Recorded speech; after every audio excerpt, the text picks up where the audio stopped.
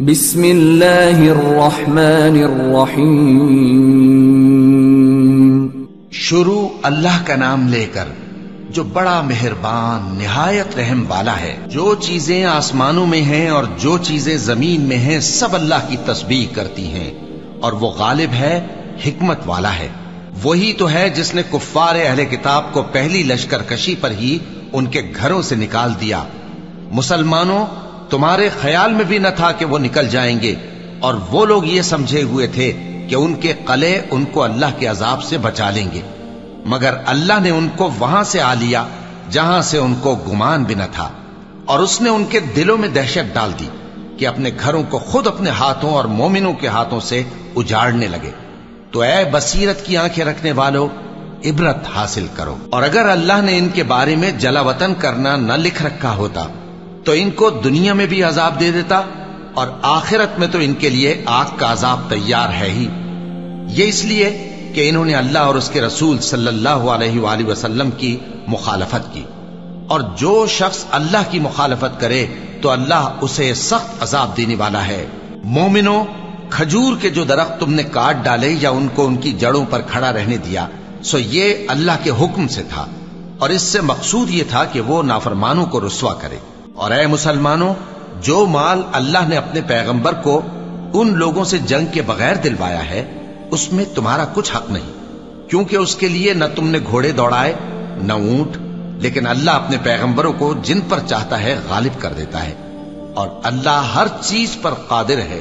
جو مال اللہ نے اپنے پیغمبر صلی اللہ علیہ وآلہ وسلم کو بستیوں والوں سے دلوایا ہے وہ اللہ کے اور پیغمبر کے قرابت والوں کے اور یتیموں کے اور حاجت مندوں کے اور مسافروں کے لیے ہے، تاکہ جو لوگ تم میں دولت مند ہیں انہی کے ہاتھوں میں نہ گردش کرتا رہے. اور جو چیز تم کو پیغمبر صلی اللہ علیہ وآلہ وسلم دیں وہ لے لو، اور جس سے منع کریں اس سے باز رہو، اور اللہ سے ڈرتے رہو، بے شک اللہ سخت عذاب دینے والا ہے. اور ان ضرورت مند مہاجروں کے لیے بھی جو اپنے گھروں اور مالوں سے خارج اور جدا کر دیے گئے ہیں، جو اللہ کے فضل اور اس کی خوشنودی کے طلبگار اور اللہ اور اس کے پیغمبر کے مددگار ہیں، یہی لوگ سچے ہیں. اور ان لوگوں کے لیے بھی جو مہاجرین سے پہلے اس گھر یعنی مدینے میں مقیم ہیں اور ایمان میں مضبوط ہیں، اور جو لوگ ہجرت کر کے ان کے پاس آتے ہیں وہ ان سے محبت کرتے ہیں، اور جو کچھ ان کو ملا اس سے اپنے دل میں کچھ خواہش اور خلش نہیں پاتے، اور ان کو اپنی جانوں پر مقدم رکھتے ہیں خواہ وہ خود بھی فاقے سے ہوں. اور جو شخص خود غرضی سے بچا لیا گیا تو ایسے ہی لوگ بامراد ہیں. اور ان کے لیے بھی جو ان مہاجرین کے بعد آئے اور دعا کرتے ہیں کہ اے پروردگار ہمارے اور ہمارے بھائیوں کے جو ہم سے پہلے ایمان لائے ہیں گناہ معاف فرما، اور مومنوں کی طرف سے ہمارے دل میں کینہ و حسد نہ پیدا ہونے دے.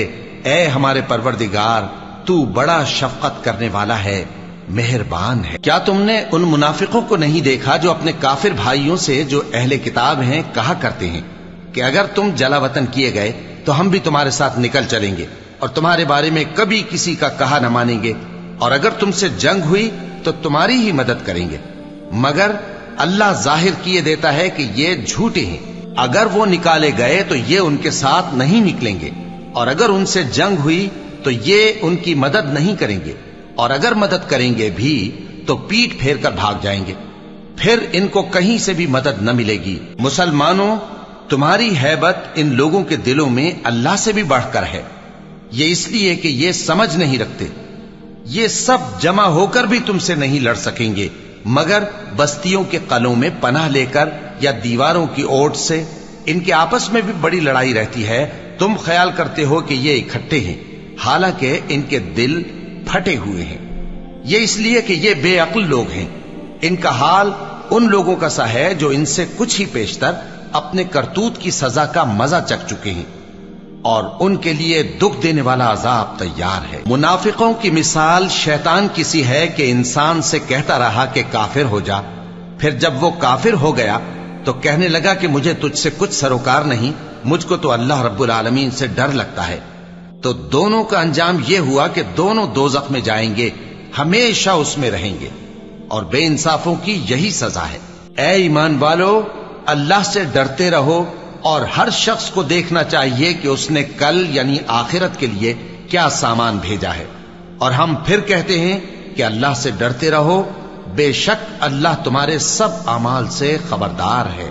اور ان لوگوں جیسے نہ ہو جانا جنہوں نے اللہ کو بھلا دیا تو اللہ نے انہیں ایسا کر دیا کہ وہ خود اپنے آپ کو بھول گئے۔ یہی لوگ ہیں نافرمان۔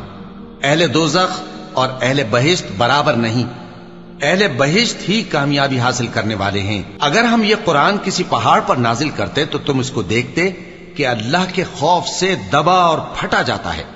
اور یہ مثالیں ہم لوگوں کے لیے بیان کرتے ہیں تاکہ وہ غور کریں۔ وہی اللہ ہے جس کے سوا کوئی معبود نہیں، پوشیدہ اور ظاہر کا جاننے والا، وہ بڑا مہربان ہے، نہایت رحم والا ہے۔ وہی اللہ ہے جس کے سوا کوئی عبادت کے لائق نہیں، بادشاہ حقیقی، ہر عیب سے پاک، سلامتی دینے والا، امن دینے والا، نگہبان، غالب، زبردست، بڑائی والا۔ اللہ مشرکوں کے شرک سے پاک ہے۔